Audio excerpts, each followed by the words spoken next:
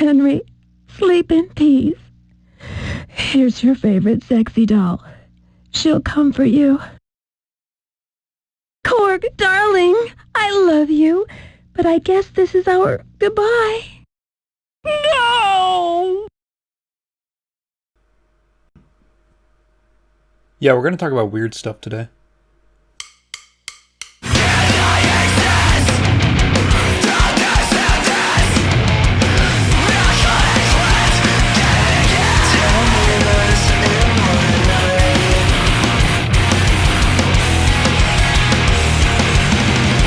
Climax Entertainment was a Japanese developer, best known for titles like Shining Force and Dinosaur King.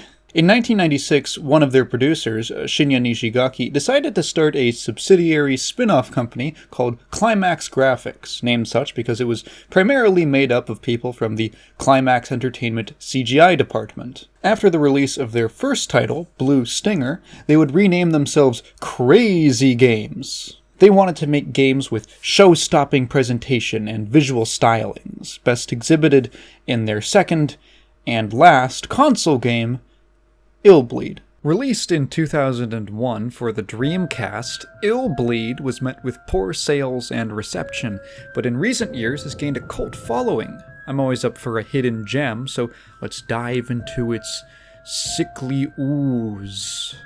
After a suitably spooky title screen, the game opens with a cutscene of the 18th annual high school speech competition. Do they go to 18th annual high school? Our protagonist, the definitely American high schooler Eriko Christie, is giving a speech about her upbringing in her family's horror caravan. In typical early 2000s dubbing fashion, the voice actress is reciting the speech like a nursery rhyme and isn't even trying to hide the fact that she's 50.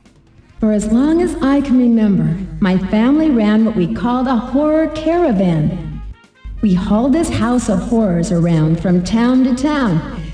This scene is really here to establish Eriko's background with being the victim of sadistic scares from her father, who ran the caravan.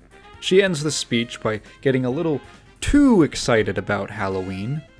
I remember how that good old Halloween pillow and a hot red water bath soothed me.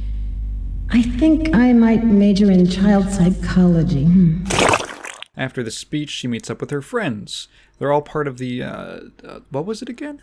I mean, you're the head of the Horror Research Club and... The what? Horror Research Club? Maybe that's why she got so into it at the end. This is Randy and Kevin, soon joined by Michelle, who's brought tickets to the new horror theme park, Michael Reynolds' Illbleed. Kevin mentions that if they can get through the whole park, they'll win $100 million. Sure thing, I'm with ya. Whoa, whoa. You can tell right off the bat that this game isn't taking itself too seriously. It's got an oddball sense of humor, and as you'll see, it's not afraid to shove it in your face. Sounds like we're trying to be superheroes or something. It's no biggie. It's just a house of horrors. Eriko doubts whether or not a horror theme park could afford a $100 million prize, and Kevin thinks it's made to be unbeatable as a scam. Randy suggests that the reward is a hoax, and Michelle agrees, but still wants to go. Despite just about every character calling BS on the park, everyone but Eriko takes off, leaving her with her ticket, just in case. Okay then, we'll catch you later, Eriko. Let's go! Oh my god, they despawned. Oh, never mind. A few days later, Eriko still hasn't heard from her friends, so she ventures to the park, situated in the middle of the repeating ground texture dimension. When the guy at the desk is unhelpful, she enters the park to look for answers herself, and gameplay commences. At first I thought that spot on the back of her head was a rendering issue with my emulator, and her skull was being exposed, but nope, that's just a hair clip thing. This is the main hub area, where you access levels, buy items, upgrade the multiple playable characters, and do some miscellaneous stuff like saving. Immediately, I'm reminded of Goosebumps Horrorland with the dark skies and exaggerated Halloween decor. I also like the character designs. They're very Sega to me, if that makes sense. I feel like Dreamcast games had their own look and aesthetic to them. I couldn't imagine something like this fitting on another system. Illbleed offers 4 different camera options, with 2 variations of auto-follow and semi-auto-follow, respectively.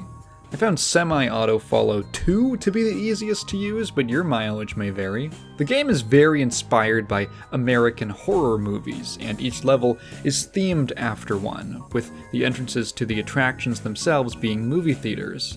The only one open at the moment is the first level, the Home Run of Death. Jimmy, my son!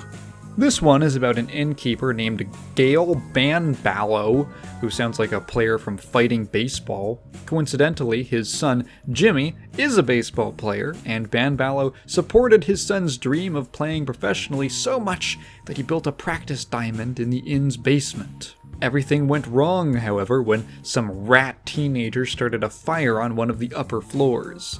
Jimmy died, and Banballo, now disfigured, swore revenge and killed all of the teenagers with a blowtorch. Now you have to enter the inn and calm Banballo using memories of Jimmy. This never happens. Actually, the exact opposite happens, but whatever. There's a prize for beating the level and a number of goals to get the full reward, but missing any of the marks will reduce your earnings. The initial experience with Illbleed's gameplay is a confusing one. The game throws a lot of info at you with no explanation. First of all of these bars and resources at the bottom of the screen, this monitor at the top with sight, hearing, smell, and sixth sense, whatever that means. You probably noticed these in the hub area, but I was expecting some sort of guidance for what it all means, and it never comes. I walk forward a few steps and whoosh! The guillotine drops. I don't take any damage from it, despite the fountains of blood that explode out of Eriko, like a Bleach character. After triggering a few more traps, I find a device called Horror Monitor. Now that we're in the hotel lobby proper, I want to point out how enveloping the atmosphere in this game can be. The sound, the visuals, the color palette. When it works, it really works, and it overpowers the tongue-in-cheek humor elsewhere in the game.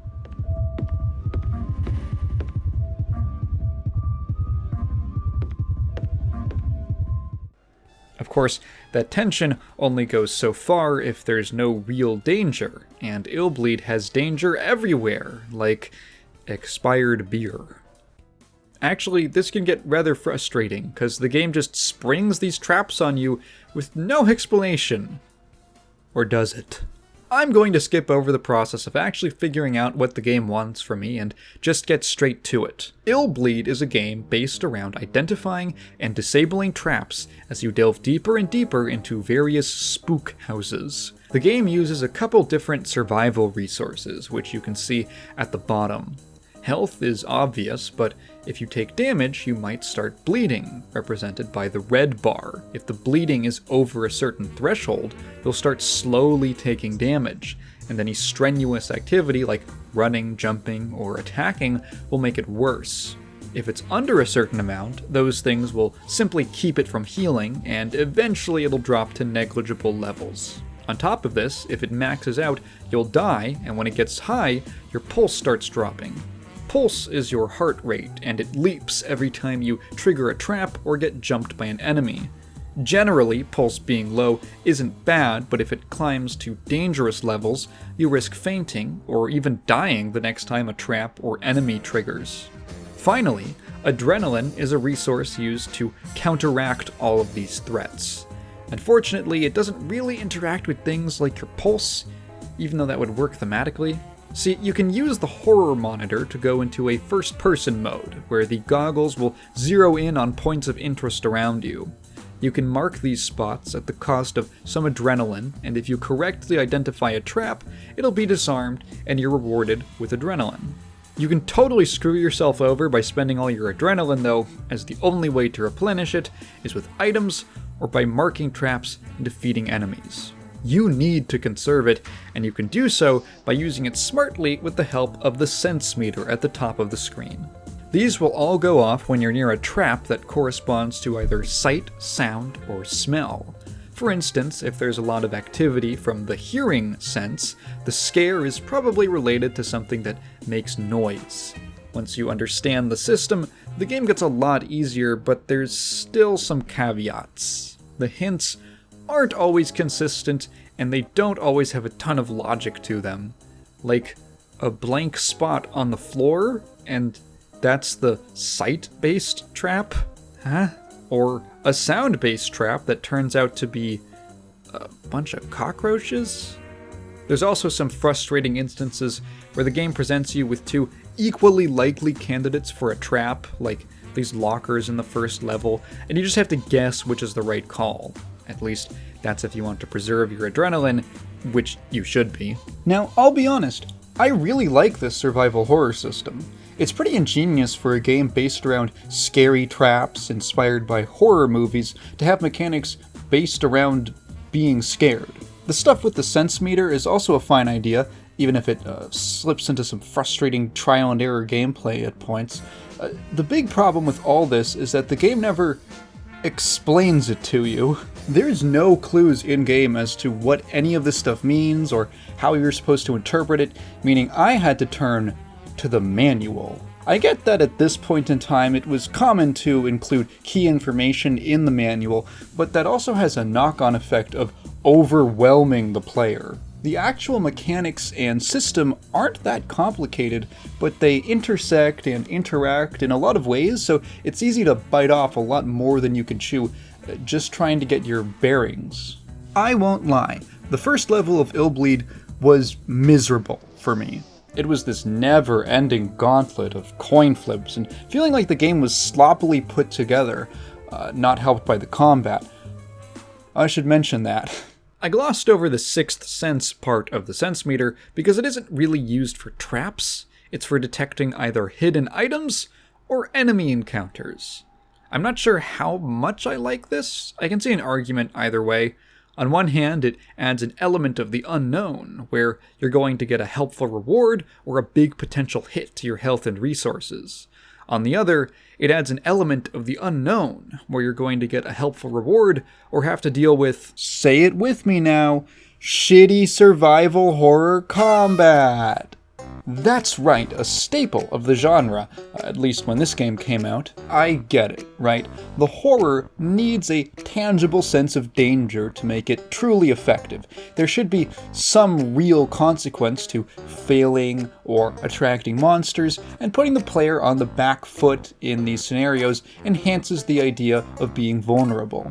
It's okay for these games not to have the most free-flowing, satisfying, expressive combat, because that stuff is merely a supplement to the atmosphere and the tension. But man, Illbleed is rough.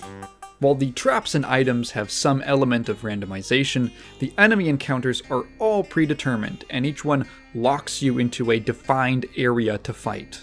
Actually fighting them is a grueling experience, especially if you don't have a weapon in that level. Eriko's regular punch has pitiful range, doesn't track the opponent at all, and takes so long that you can only get one hit in safely before they attack back. This means that if you actually want to engage with them, every fight is a series of taking one swing, running around until they're vulnerable, then taking another. The running around part sucks too, mainly owing to Eriko's dump truck ass. Yeah, she turns like a cruise ship. They'll rinse-repeat this process for a long time before they're down.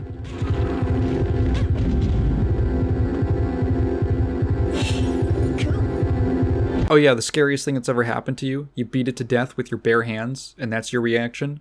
She says it every time she disarms a trap, too. It's great.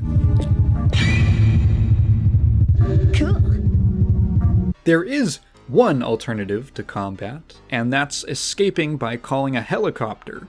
This requires rapidly mashing the B button by the H pad in almost every fight, and successfully calling the ladder down will result in a narrow escape, bypassing the fight entirely. This has its own risks, however, as once you start calling for it, you are locked into this animation for a good 2 seconds before you can do anything else, namely run away from the meat monster who's Miguel O'Haraing at you. Ironically, the only skill you develop from the combat is how to mash really fast. At the very least, the game doesn't spring any enemies on you for the first half of this level. That's all trap focused. The halfway point is marked by this courtyard, and then things start getting ratcheted up. You find some key items like a plaque and a trophy. Eventually you get to the fabled basement practice room, and it's pretty obvious what you need to do. Take the awards you picked up earlier and place them in the missing spots. Then the batter's box will light up, and you step into it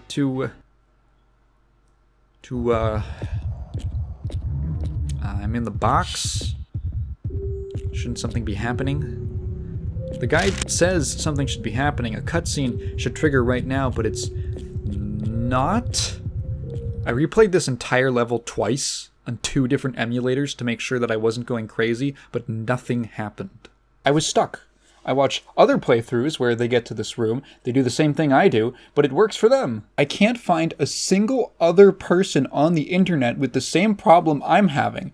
It's not an emulator issue. At one point I was convinced that this was an anti-piracy measure, that the devs would just lock you out of progressing if the game wasn't being run off of a disc or something. With the very negative first impression I had of this game, I was willing to call it quits right here. But there was one thing that made me hold off. A year ago, my girlfriend played Illbleed, and she didn't have this soft lock problem. So the next time I went over to her place, we agreed to test out the game to see if we could replicate the issue. Now, I still had a day or two before that, so in the meantime, let's check out their previous game, Blue Stinger.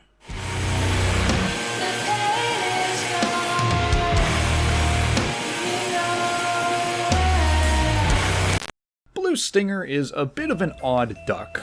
You can see the intent of the developers to flex their presentation abilities and the emphasis on film immediately. The opening cutscene goes on for a while and sets up the main character, Elliot, traveling to Dinosaur Island as some kind of rescue personnel, with his friend who's dressed like a Big Mac. The music is mixed way too loud, the lips are not synced to English, and there are black frames in between cuts. What's up, Elliot? Suddenly, there's some big sphere thing that emanates from the science complex on the island, and Big Mac gets frozen in time, then exploded by monster birds. Now, Elliot has to figure out what's going on while saving any survivors of the incident. There's mutated researchers and animals gunning for him, and man, none of it is interesting. Maybe I was too harsh on Illbleed. The movement feels just as sluggish as its follow-up, but there's way more backtracking here. Combat uses more ranged weapons, but there's very little depth to it beyond managing ammo, I guess. The camera is never where you want it. The cutscenes are boring with lots of long pauses and mandatory waiting. Just nothing about playing this game is enjoyable. I don't like assigning numbered scores to games, but this is the most consistent 4 out of 10 experience I've ever had. Consistently. Just below average. The only things that are really notable about it are some of the quirks and personality on display. Like, you go to this commercial district on the island, and it's this whole industrial area on the water that's also Christmas themed, with holiday mall music playing over scenes of Elliot hacking mutants to death with a fire axe. Oh, sorry, Cabristlemas. The Cabristlemas man is here, with his holiday gun. Or the second playable character you pick up, Dog's Bower, who can equip both a ranged and melee weapon, but only one or the other at a time for some reason. This is made especially strange because Elliot can hold, for instance, a gun and an axe no problem, but Dogs has to choose between holding a crossbow or wearing a kung fu t-shirt. That's how he gets to use melee. He puts on a t-shirt and then takes it off so he can shoot a gun. It has some memorable aesthetics. I think of the shopping mall area with these photoreal textures slapped on low poly walls and objects. Overall, though, it's just a slog. I was tolerating it until I got through this gauntlet in the freezer. I have no health, and then I reach a boss, and I just tap out. I'm not doing this any longer. There's a pretty interesting article on Gamasutra with the producer of this game and Illbleed, Shinya Nishigaki, where he drops some valuable insights. It turns out that while Blue Singer sold well for its time, the team took a lot of criticisms to heart, especially international ones. The lip-sync troubles are the reason none of the faces in Illbleed animate. They also acknowledged that the camera was a pain point, which led to the 4 types in Illbleed. And you know what? It wasn't supposed to be this way. The Japanese release of Blue Singer has fixed camera angles that would shift as you move to different parts of a room, much like Resident Evil or Silent Hill. But the American version did away with those at the request of their publisher, Activision. Are you serious? Yeah, the execs at Activision demanded that they rework the camera system into a trendier, free-follow style for American gamers. The game wasn't designed with this in mind, and the devs weren't experienced enough with 3D cameras, so the final product is awkward and unwieldy. It's a shame, as Nishigaki was a lover of film and wanted the fixed angles to give a filmic quality to his games. Hey, looks like it's time to go over to my girlfriend's house, which I'm going to do now, and not a week ago. I actually figured out what the problem was. You might be asking, was it a bug? An anti-piracy feature? Remember that courtyard from earlier?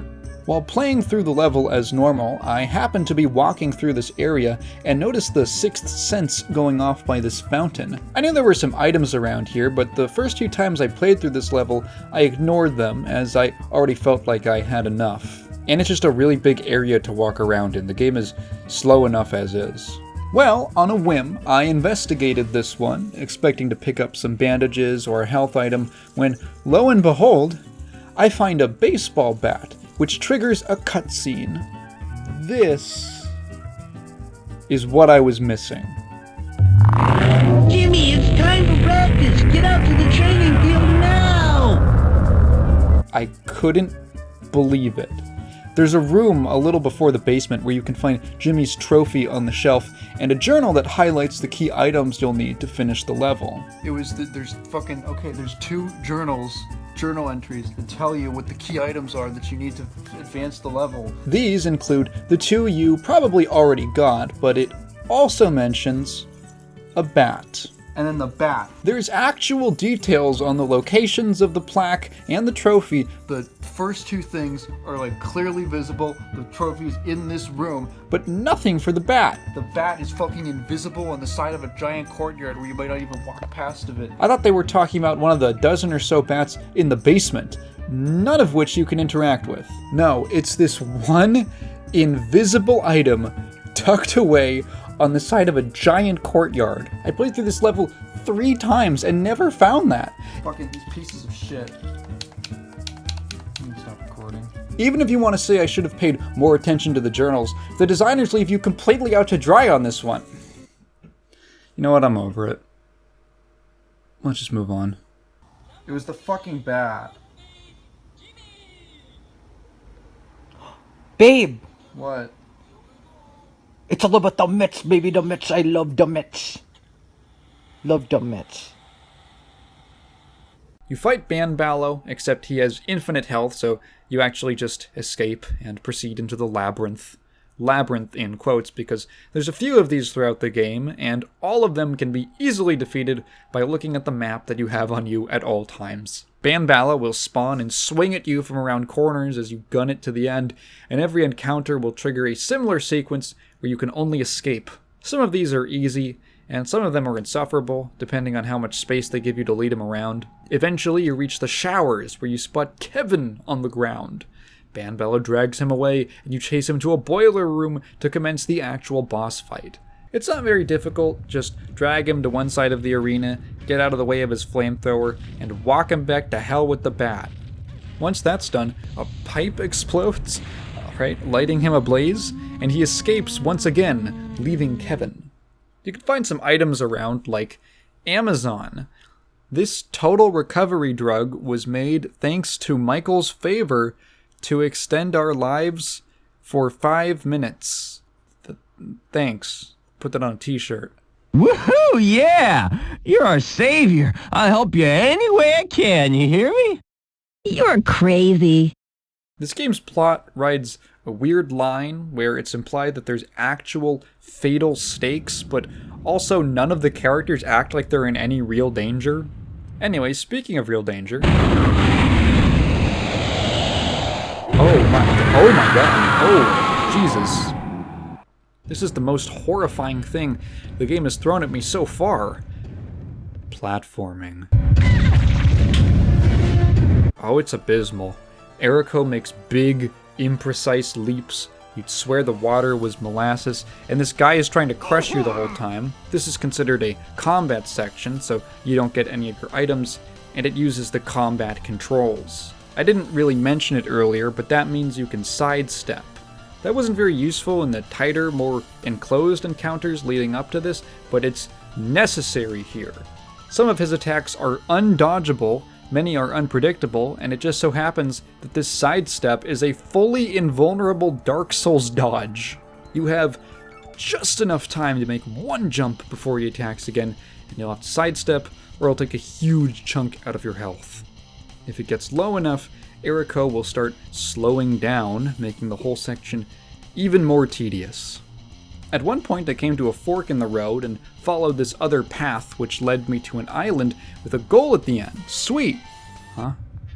It's not opening. Oh god, I have to do something else, don't I? I slowly hop all the way back to the fork and take the other route, which leads me to a control center.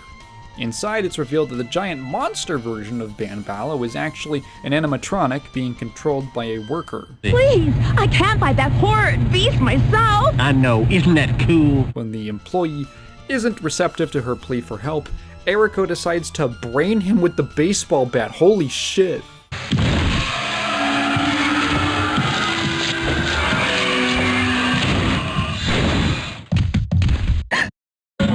Oh, it's okay. He wasn't a real person. He was just another animatronic. Eriko didn't know that, seeing as she winced when his head fell off. This blind, murderous intent never shows up again, and she never does anything this dark and violent for the rest of the game. It's really weird. Well, with that taken care of, the boss is defeated, and you can slowly limp back to the exit.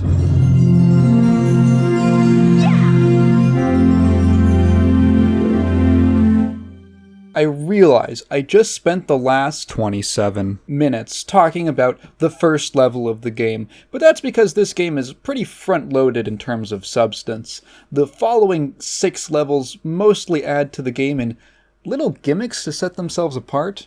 Level 2 is The Revenge of Queen Worm, an elaborate send-up to Tremors, of all things. That movie's great, so it's a left-field pick, but appreciated. Now that I've rescued Kevin, I can play as him.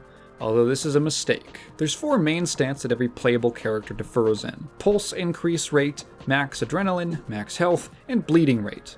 Kevin by default is pretty average. At the start of every level, you need to find the horror monitor. All 4 of your senses will be going crazy when you're near it, but as soon as you pick it up, the PNG is stolen away by a monkey man.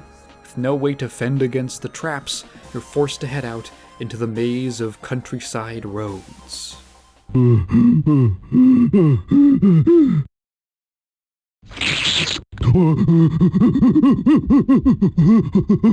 the fuck?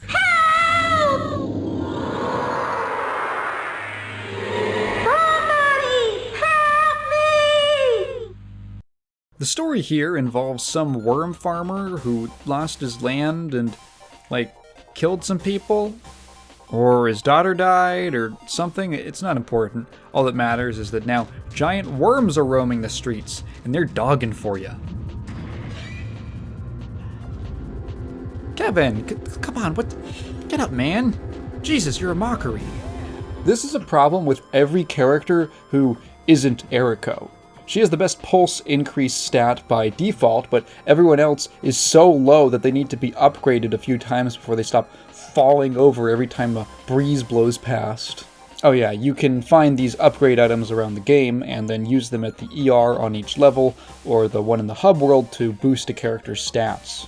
Despite the game having just given you a new character, this is also the worst level to use him on. Spoiler alert, you don't get the horror monitor back here. Ever. The whole thing is walking around doing objectives and sometimes fighting an enemy, which will knock you on your ass and risk losing health. It's also really strange that you just spent the entire first level getting to grips with the game's core mechanics, and then it immediately throws them out, which just feels like playing Blue Stinger, but with less going on, somehow. I got frustrated with Kevin, so I just switched back to Eriko, and by the way, yes, the monkey does peep on every character in the game with a unique render. I don't know what else I was expecting. The first half of the level is just navigating this giant complex of samey looking streets. You might notice the ads for Kimra Corp Hassie, the same brand of beer featured in Blue Stinger, and a minor health item in both as well. The second half is a bit more interesting because there's cutscenes. As you'll come to find out, the best parts of Illbleed are rarely the parts you actually play. By the way, I want to ask you a favor. You seem decent and trustworthy. It's about my beloved Rachel. I wrote the details in my will. It's all right here. Please, read it, will ya? Please?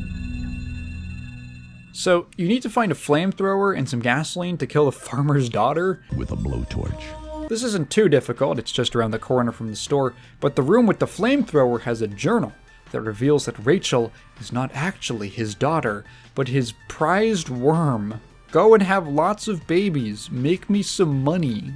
The journal describes gasoline falling on Rachel and her strange growth that followed, becoming larger than an adult man in only a few days.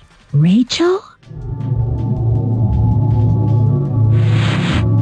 Please burn Rachel, please. That giant worm is Rachel? He just has these pictures hung up like family photos, except it's a giant worm. I took a second to look at the billboards on the way here, because there's some pretty charming references to things like slasher movies, Godzilla, and 50s B horror movies. It's also important to check them out because there's a cryptic objective you need them for. As a cute way to work a reference into gameplay, there's a big area by the gas station where touching the ground will trigger a fight with an unbeatable giant worm, Rachel, and you have to loosen the bolts on these billboards to use as platforms. The game does not make this obvious, you just have to inspect every one of them. After getting both the flamethrower and doing some truly painful platforming, you finally have the means to kill Rachel. The fight is extremely easy, and you're rewarded with an internet historian video.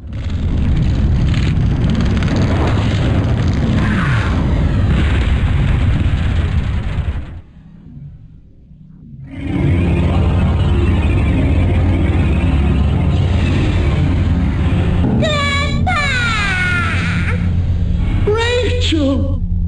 I've missed you so. You appear to be okay. Oh, that's a relief. At last, we can be together forever. Let's go back to hell. Hey, you, young one. Thank you. I'll never forget your kindness.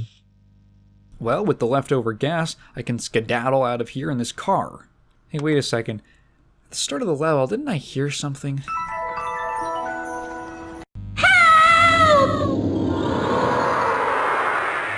Oh yeah, huh. I wonder what was going on with that. Hey, what's in this garage? Sweet Jesus! So you beat some monkeys to death in here to save Michelle. Thank you. If you hadn't have shown up, God knows what that slimy monkey would have done to me. I don't like the implications here. And with that, you crash through the gate and to the goal.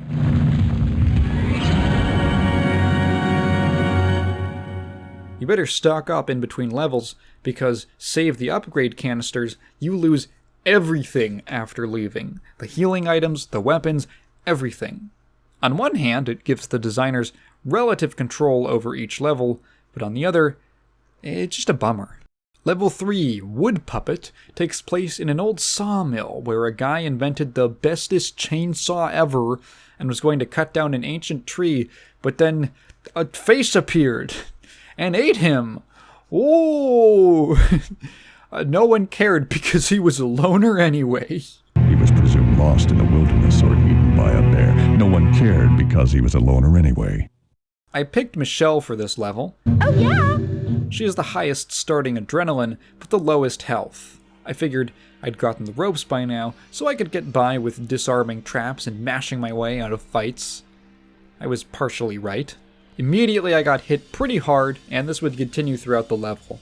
The difficulty is pretty steep in these parts, especially because the opening has a lot of really ambiguous traps. Is it the chainsaw or the buzzsaw?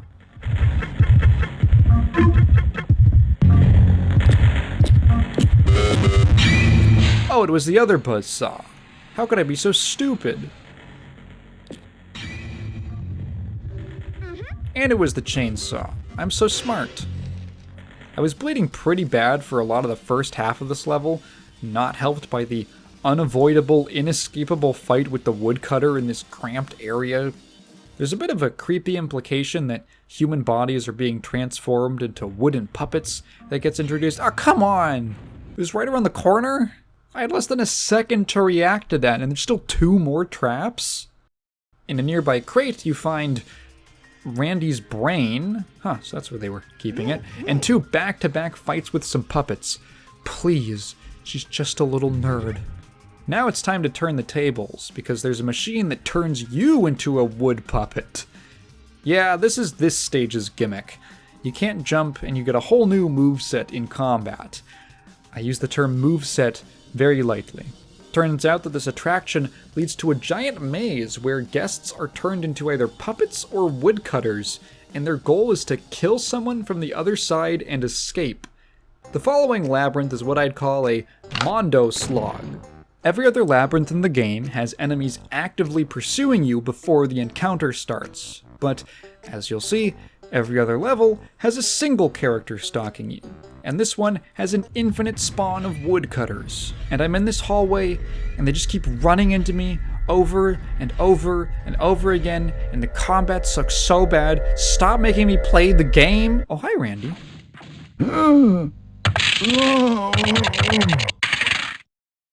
Phew! I'm sad. I couldn't recognize anything because I had no brain. Randy has been turned into a wood puppet, like myself, and rescuing him will make him playable, just like Kevin. There's an even more unbearable hallway where you have to plow through 4 fights in a row before you can return to human form.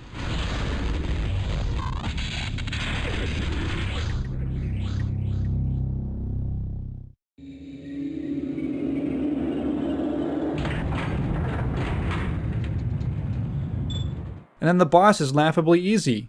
Just whack it and dodge. At the very least, it's painless.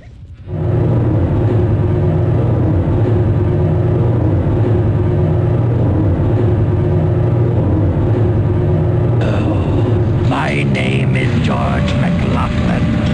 I can work for I like the end stretch of this level, with this long climb of a flight of stairs to the outside.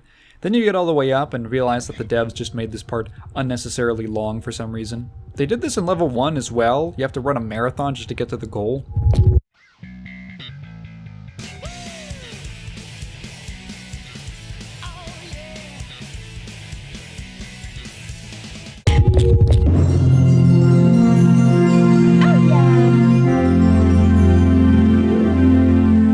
With Randy rescued, he's now selectable, sporting the highest health but lowest adrenaline. Apparently, if you didn't find his brain earlier, he'll actually start with next to 0 adrenaline in every level, which is kind of funny. It doesn't really matter though, because I stopped using the others after stage 3. I had enough upgrade tanks to just boost the hell out of Eriko, and I didn't want to have to dump a bunch onto anyone else just to stop them from falling over every time an enemy appears. Level 4, Killer Department Store, for some reason lacks an opening text crawl, but it does have narration. The setup is that a failing store owner named Donald Cashman held a $1 million giveaway. The rules? Spend $1 million, get $1 million back. What? I guess the idea is that they could resell the products they bought for a profit? Well, the whole thing was a ruse to kill everyone and take their money. Cashman is shot on sight by police, but is resurrected by the power of evil. This level has some interesting ideas going on. For one, you're actually given the entire prize at the very beginning, and enemies steal cash in addition to dealing damage. That adds a kind of interesting risk. I can't think of any other survival games where enemies can drain not just your health, but your money for items as well. It's also one of the most diverse levels in terms of areas. There's the Halloween-themed food aisles, which make up a lot of the first half, this room with the dancing cake, this aisle with giant roaches, the butcher, and the second floor, which is full of toys and games. There's a lot of memorable segments here. These aforementioned roaches are blocking your path, and you need to feed them meat from the deli until they're satisfied. Once they get out of the way, the next room is the butcher's shop, where you have to fight animated meat. But not just any meat, this is specifically the items you brought with you into the room. I stocked up on all 3 varieties you can find because it's a free health restore, but this actually punishes you for that. I'd almost call that frustrating, but I've never seen a game mess with the player by taking items out of your pocket and making you fight what you brought. There's a very rough stretch as you go from floor 1 to 2. The last challenge of the former is this inescapable 3-on-1 fight with some giant worms. The forced combat in this game is like trying to pick out an ingrown nail. Painful, tedious, and slow. This is followed by a long, unending hallway of traps. The coin toss nature of the sense meter really starts to wear here. Take sight traps, for instance. Typically, this will be something that's related to vision, but it's also used by the game to denote general things in view, and yes, it can be as vague as, is it this cane? Or this box? Or this counter? It was the cane, which was actually this sign, a little hard to tell from the angle. This hallway is so long, it just goes on and on and on. Why is it so big? Actually, why is this so big? This is a real-ass video game system. You could use the controller for a blanket. You're gonna need it when they're selling games like... it's him. What's the code? My sweetheart. Why is the game box the size of a shower? You get to the end of this gauntlet and are rewarded with a preview of some characters we'll see later. Cork, this Woody from Toy Story knockoff, and Sexy Doll.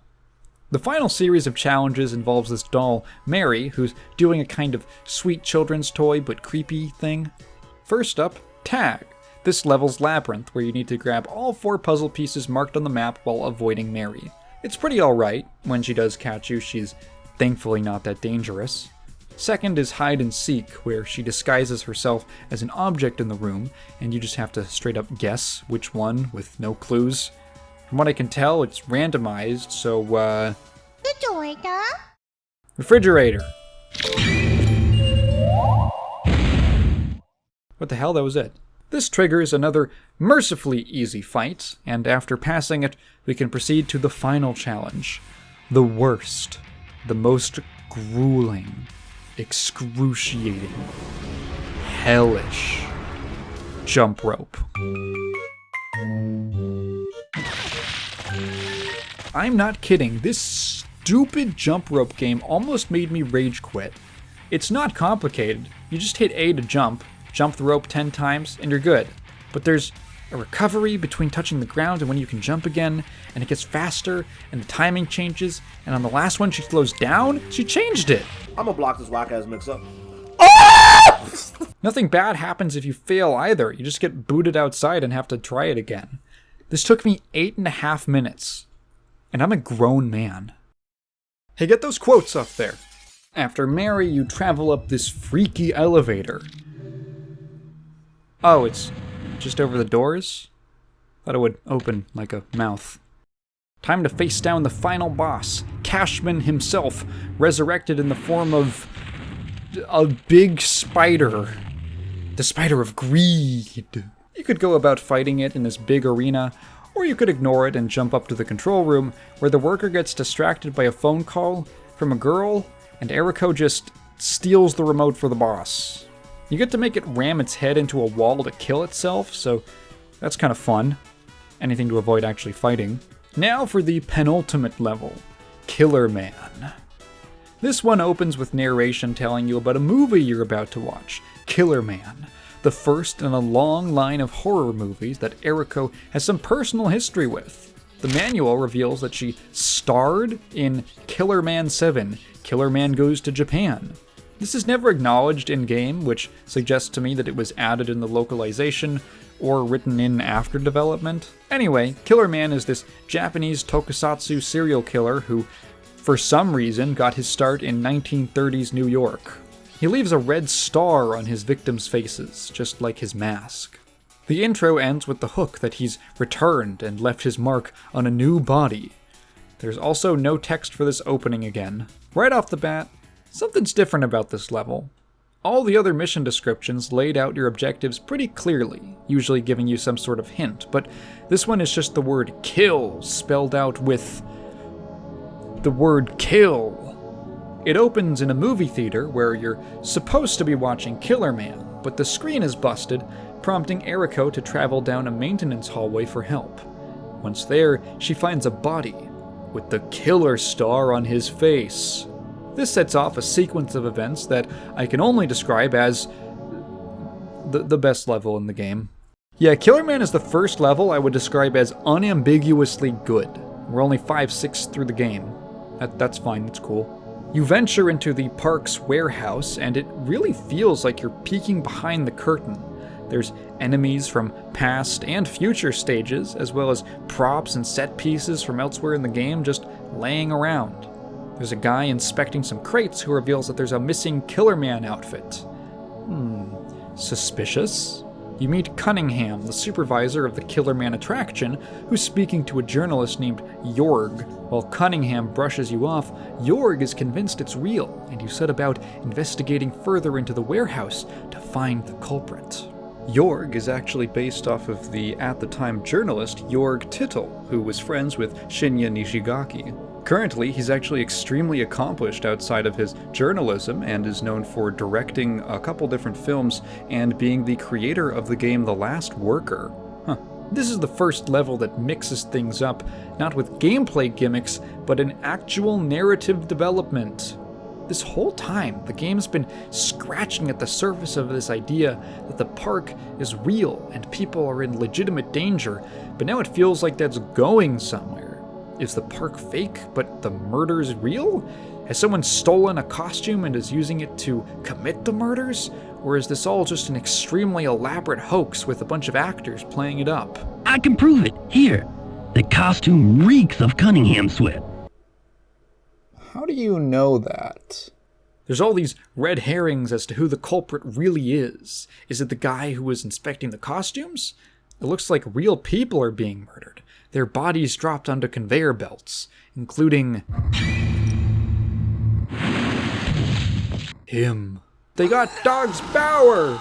Yeah, this combined with the ads for Hassie and other links to Blue Stinger make me think Crazy Games was trying to be like Capcom with this rich library of characters and concepts to cross-reference in all their stuff. Things get even more confusing when you see one of these murders happen, and Killer Man teleports and shoots a laser beam out of his chest. But later you see him using a gun to take out the worker from before. Maybe there's two people working together, switching out of the suit. Maybe he really exists because, he can teleport. The game even stops to play a game show-like segment where it asks you to bet who you think the killer is, and a correct answer nets you $1 million. You can say that Killer Man is a real entity and not some impersonator, or even choose yourself, because abnormality must have lead you to buy this game. This is fun. I like this. Out of all the suspects, I chose Killer Man himself because, he can teleport. Then the game hits a big pacing wall when you're dropped into the biggest labyrinth of all, the morgue. What died in here? Just about everything, duh. It's a morgue, silly. A morgue? Yeah, where they keep the stiffs. Illbleed is full of dead bodies. More than 100 visitors die in this park every day. This is where the bodies get burned and forgotten. Not exactly the high point of the park. This is really weird. Wait, was York aware that people actually die here? Does he know? Is that why he's inspecting the park? It's never really made clear. This really pushes my suspension of disbelief. Naturally, it's hard to take seriously a world where 100 people can die every day at a theme park with no consequences. It's so ridiculous it pushes the whole thing into being obviously fake, but the little glimpses we get of the outside world are all so weird that I can't help but wonder. While walking around this gigantic mess of hallways, I had a lot of time to think about the game. For as hit or miss as the gameplay itself is, there are some genuinely interesting ideas going on here. It just never fulfills its potential. I wish the story leaned more into the idea of a horror theme park that blurs the line of fiction and reality, where the scares might be real and something sinister is going on behind closed doors. And basing the levels off of movie and cultural references is great. I could see this concept having legs, like a more intense, mature Goosebumps horror land mixed with, like, Silent Hill. Killer Man was the first time I felt seriously engaged with what was going on, because it felt like the stakes had been raised, along with more questions. Everything up to now had just been a parody where real consequences were only teased, but this was surprisingly gripping. Unfortunately, it's too little too late, as this is the only level that I feel taps the potential of what they had. Damn, even the boss fight's good. The arena has a lot of space to move around in, he has a logic and pattern to his attacks, and some of them leave him vulnerable. It took a couple tries to get down, but the process was, dare I say, fun? They hand you a shotgun right before this, and I think the game just plays way better with ranged combat. You don't have to deal with the awkward controls as much, and the guns have light tracking. It just so happens that 90% of the game's combat is in melee. Bummer. For some reason, despite him just laying down when he dies, Killer Man can't be unmasked. I looked up a guide, and it turns out that I did guess right, but I forgot to save Jorg, therefore he can't be ruled out, and I don't get the money. Oh yeah, Jorg got captured by zombies at the morgue, and I didn't rescue him because that damn place took long enough.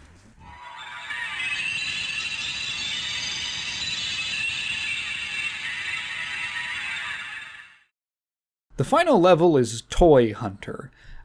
This one is bizarre and plays nothing like the rest of the game. The attraction you're playing through is supposed to be an adaptation of an episode of a TV show called Toy Hunter, starring Cork. This episode is called Cork Goes to Hell.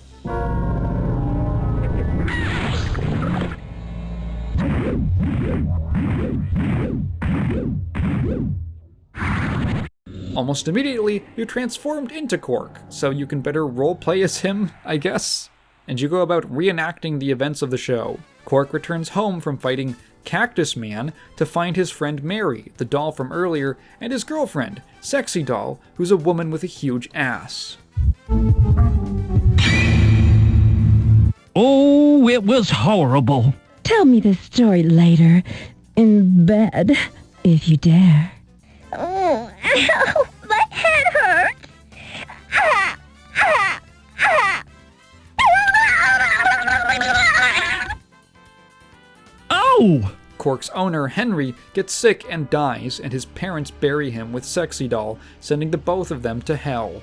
As Cork mourns the loss of his beloved Sexy Doll, because, like, screw Henry, am I right? He goes to visit the graveyard, and Mary shows up to say this. Cork, you're hopeless. You were able to save the world from the attack of Cactus Man, but you cannot save Sexy Doll. Cork makes this noise. He makes it a lot. This sends him into a depressive spiral where he becomes an alcoholic drifter. He wanders through Detroit for a while until he's confronted by some singing eggs who mock him for being a loser. He shoots a fucking gun at them and kills everyone. Then he gets arrested and sent to jail where he's on death row for egg murder. Egg murderer Cork. He meets a rocket ship who tells him that if he gets hanged, he can go to hell and be with Sexy Doll. According to the toy Bible I read a long time ago, you'll go to hell for sure if you're executed. So he's all jazzed about his execution, only for the rocket to stop it, dropping him into a sewer. And when he's like, why'd you do that? The rocket ship says that he misread the verse in the toy Bible, and he doesn't need to go to hell, he has to go to toy hell, and he can only do that if he gets buried with a child. So he swings back up to Detroit to find another owner, and when this horrifying kid takes him in, Cork and the rocket ship shoot him with a gun, killing him, and the parents put Cork in the casket with him, so he goes to toy hell, where he's about to be reunited with Sexy Doll, but then evil spiky Sonic appears, and he's called Zodick. I awake in a cold sweat. The year is 412. My name is Hieronymus Tigrolo. In the distance, drums beat. The air smells of smoke and honeysuckle. I touch my face in my reflection. The experiment is a success. In my fetid mind, spiders weave constellations between planets. I dream of a man known as...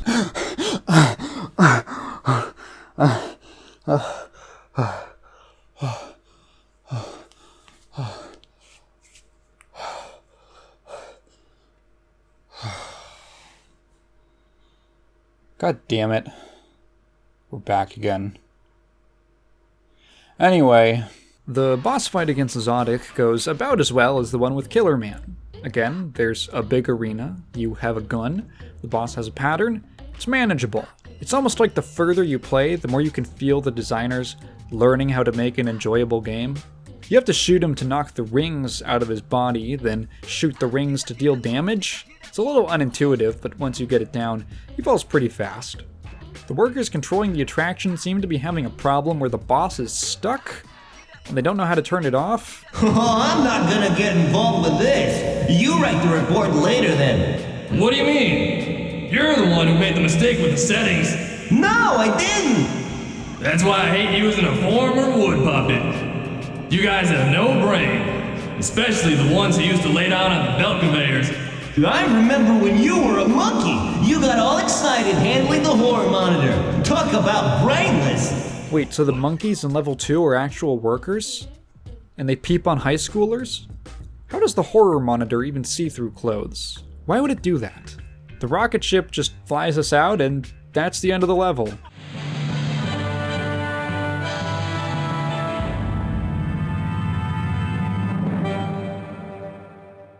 Yeah, not a whole lot to say in terms of gameplay. There's only a handful of traps in the entire thing, and other than that, they throw you a couple combat encounters to keep you occupied, I guess. Toy Hunter is more focused on serving you this bizarre story than making you play a game, and so in that respect, it's one of the better levels. Apparently, according to the Gamasutra interview from before, Sega was not too happy about a twisted parody version of their mascot being used as a boss, but it worked. If you look up this game online, you're bound to see Zodic come up in the search results because it's such a weird, immediate image to exemplify the game. That is the final level, but it's not the end of the game. There is still one challenge to clear: the final boss. After beating every previous stage, you unlock this door at the end of the hub, Michael Reynolds Horror Museum. Oh, I forgot to mention that's the name of the guy who owns the park, and apparently invests trillions of dollars into its attractions. One of the Killer Man costumes is missing. Each costume costs $20 million. Will we finally meet this enigmatic Mr. Reynolds? No, although he does appear in shadow to congratulate us for coming this far. He gives you the choice between 3 fights for the final boss, kind of a unique thing to ask of the player. They are the Oh No Man, the Cashman Spider from earlier, and a reused monster from Blue Stinger. Awesome, guys.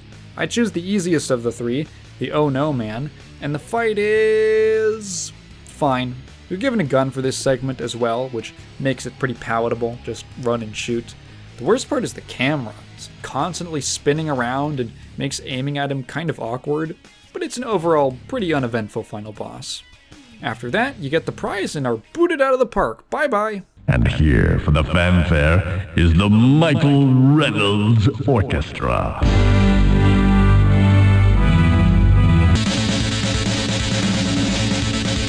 Illbleed has a lot of problems, and ones that run pretty deep. There's a lot of things that are enjoyable about it, but none of them are found in the gameplay itself. Okay, so the appeal of the game, at least to me, is that you're going through these elaborate spook houses, and part of the fun is the same as going to a real one. All the wacky, freaky scares that pop up throughout the tour. And then the game's main mechanic is about shutting down the scares. It creates this strange inverse reward where the better you are at the game, the less interesting it becomes. It leads to the emotional experience being really out of whack. When I failed, my reaction was, oh god damn it. And when I correctly marked a trap, my response was, huh, wonder what that would have been. A lot of this game is actually pretty boring. It doesn't help that most of the stages focus on gimmicks rather than fleshing out the gameplay at all. In this level, you're a puppet. In this one, we took out the mechanics. In this one, you're walking through a story. It's just putting a lot of band-aids over a problem. It's not so much a game you'd want to play as it is one you should watch someone else play.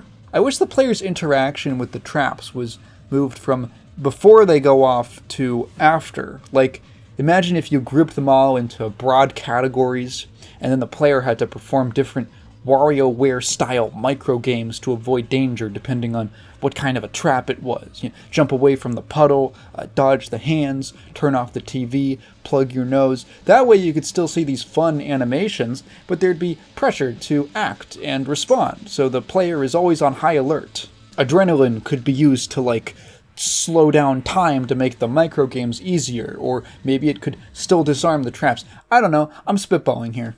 There's probably 100 different ways you could fix the core of this game to be less self-defeating. Also, that strangely anticlimactic ending. It's almost like it's not the real ending. Hey! That's right, this game has 3 finales. The bad ending is what I got when you fail to rescue at least one of the friends, in my case, Jorg. It's Eriko as an old woman talking about her regrets for not saving her friends, even though it was a single guy she just met. The normal ending is a little more interesting. It's the 4 main characters enjoying their fortune on a Dreamcast beach when Randy notices Eriko is acting odd.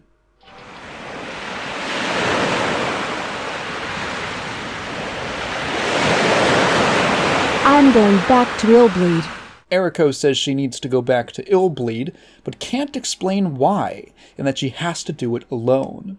The true ending can only be achieved on a second playthrough, which I'm not doing, so let's experience it vicariously. Through YouTube. In order to get the true ending, you have to be on your second playthrough on the same save file. Then, intentionally let all of the other characters die. Each time you finish a level like this, Eriko's clothes get more and more torn until she's in a few scraps of fabric and covered in mud. Okay. Finally, at the museum, you'll meet Michael Reynolds himself, who is revealed to be her father. Dad! Oh, yeah, baby. Now that's what I call a body. Whoa. There were some hints around the room, like this photo of Eriko as a child. Very subtle. Reynolds is this, like, monster man with a... How do I describe his head? A fish's nightmare? It's revealed that he built the park in the first place to come up with a scare so potent that it would strike true fear into her heart after a childhood of desensitization. In a weird development, Eriko says she actually wants the same thing. She wants to have a sense of fear again, and that's why she came back. She somehow had a feeling that it was him behind it all along, so this is some strange sort of homecoming. Reynolds transforms into a big head, and for the first time, Eriko actually falls down in fear. It's a neat touch.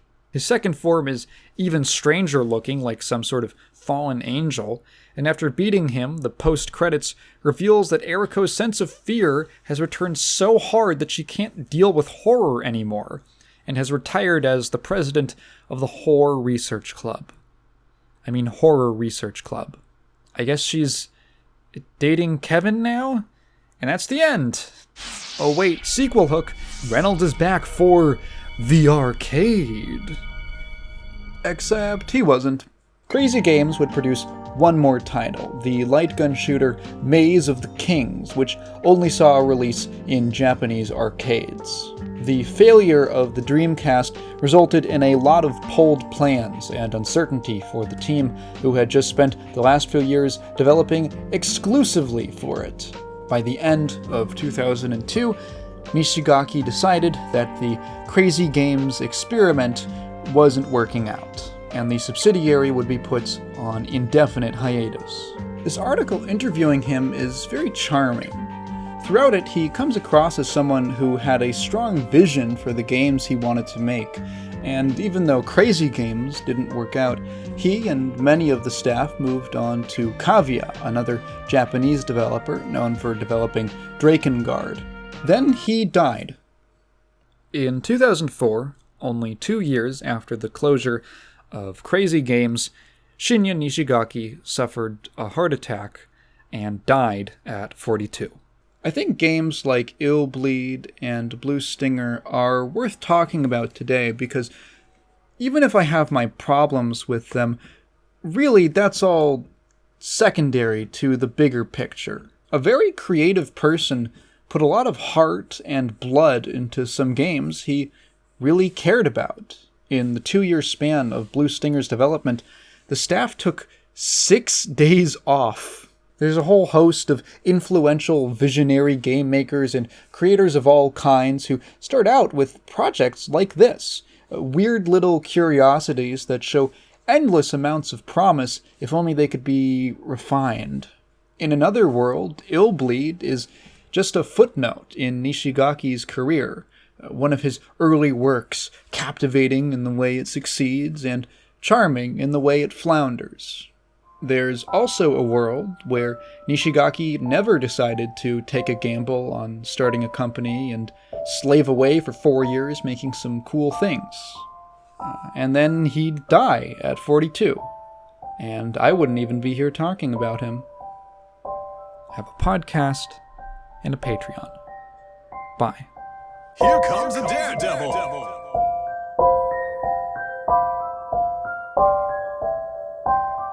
Game over!